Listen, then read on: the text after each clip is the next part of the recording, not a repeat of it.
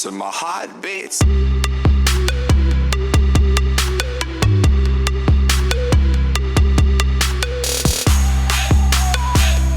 This episode brought to you in part by Nightclub Bar Show.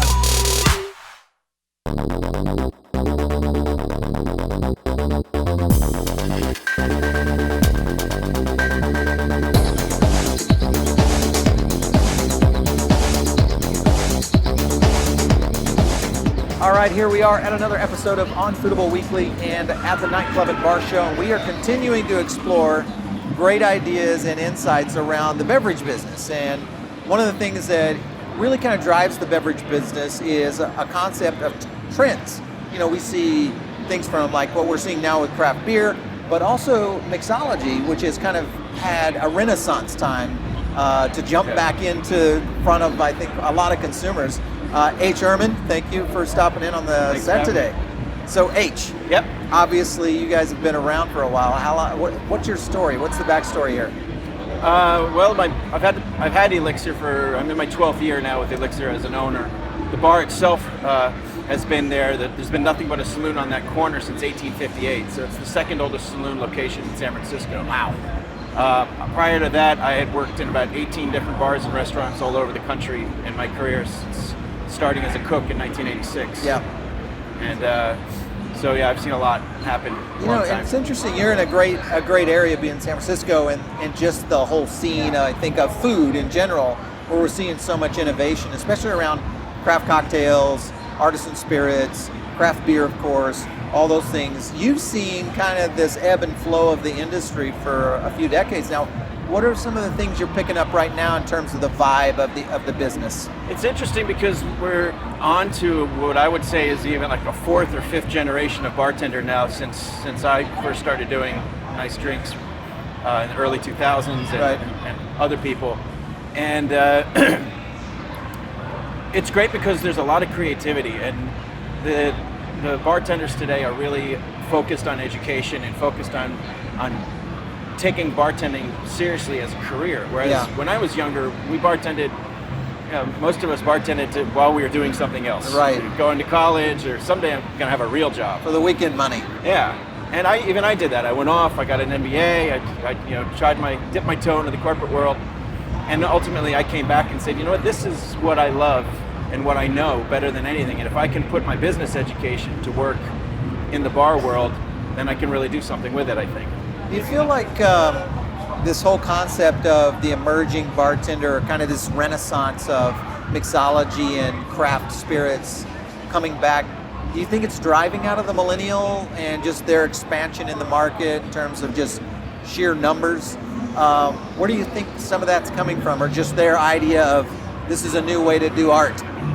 Well, it's not just I don't think it's just a new way to do art. I think there's a real intellectual argument there that the younger generation is grabbing hold of the stories of the history of these distilleries and of these breweries and these wineries that go back generations. Okay. You know, cultural stories that go back into many of their own family history in Italy or Russia or wherever it might be, and they connect with that on a cultural level, and then they're more engaged in their drinking experience than they ever have been. The younger drinkers used to not care about where their drink came from or what the story was behind it. And now, you know, we get 22-year-olds coming up, sitting at the bar and asking about the mash bill of the bourbon that we've been doing consumer education through my bar for a long time, trying to get them to that level. And they're there now. They're coming to us and they're asking particular questions that you're like, holy cow!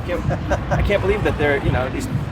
That's got to be great validation though for people in the business. Absolutely, it's one of the reasons I love it. I love the stories. I love visiting these places around the world and getting to meet the maker and getting to understand these products, so I can bring it back to my neighbors and my customers and my staff and share that. So how do you think guys are going to have to innovate moving forward? So, like the last time we were in San Francisco, we did a piece on Comstock Saloon, right down there in the Tenderloin. Old bar, much like your place. They really had kind of that very unique tie into the community and those but there's not many of those spots around, all these great cities. So how do you feel like new bars are going to have to do innovation to kind of, get to that point where they can start attracting, one, for really great bartenders or mixologists, and then the consumer crowd? Anything in terms of where you see the business going there? Yeah, Jeff and Johnny, who run Comstock, they're my generation, they're my friends, and what they've done there is the culmination of long careers with a lot of expertise. Right. And they've got, at Comstock, they've got a shrunken down program. They don't have, if you look at their back bar, they don't have tons of spirits. They don't have a really deep cocktail list, and they focus on classics, and they're very skill driven with their bartenders, and they have a great ambiance. People getting into the business today need to understand that it's not just about a cocktail list. It's not just about one drink or one bartender. Right. It's a whole package. You have to create an experience that from the moment the consumer walks in the door, that they have something memorable.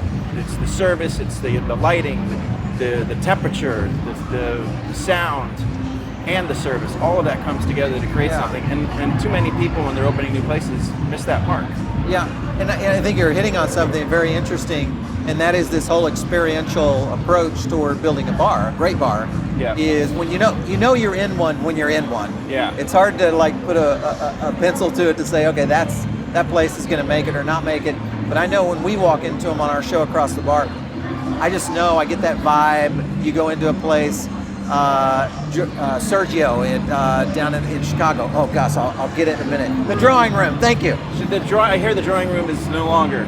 Oh man, I had dinner with Charles Jolie last week, and he told me that they're closing the Drawing Room. That's so. I bartended there with Charles when he was running it, and it was a great room. It was so a great why spot. does something like that not make it today? Well, a lot of the time, unfortunately, it's real estate. Okay. There's bad leases. So just the math. Yesterday I sat in on Tobin Ellis's seminar on 30 reasons why bars fail, and one of the things he was talking about was, first of all, in designing that two of the things, I guess, designing that ambiance. He's seen so many people spend way too much money on the walls and the chandeliers and everything, and not enough on focusing on things that are going to make them successful. So the second thing are the leases. People don't understand. And I love this. Tobin said, if you get offered a 99-year lease, why wouldn't you sign that?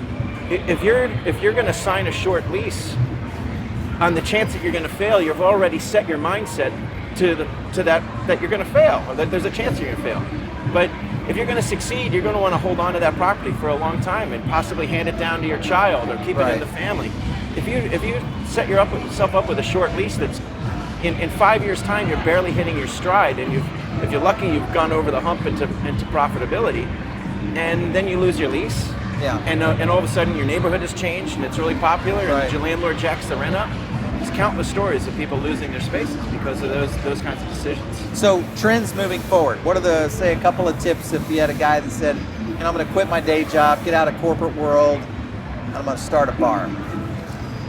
Well, I think that we've come back to a level of, it's funny because I built my bar to be an exceptional neighborhood bar. That was the idea. Open 365, everything you expect a neighborhood bar, but at a higher level. Better selection of drinks, better quality drinks, better level of service, all that. And I never really, as the mixology trend kind of went crazy and I started making a lot of crazy drinks myself, I think we as a community started making these 8, 10 ingredient cocktails, and it got crazy. We all kind of pared it back because it took too long to get the drinks over the counter. It was making customers angry. Yeah. Really all those drinks were good for was press. They look pretty in a picture and people like to write about them, but they weren't good for service. So now we're seeing people coming back to more just consistent, good service, great solid classic cocktails, old fashions, Manhattans. Then there's a depth of great classic cocktails you can get into and still be unique. Yeah. So I think that kind of back to the basics setup is very popular and a good stable point to target for. And then I would say on spirit categories, rum is really on the rise, and I'm really getting into it a lot myself lately. I've been traveling to the Caribbean and visiting distilleries, and I think rum is really going to become really big in the next few years, and rum cocktails. Okay. tequila has really hit its stride and is doing really well. Of course, Back in the whiskey day.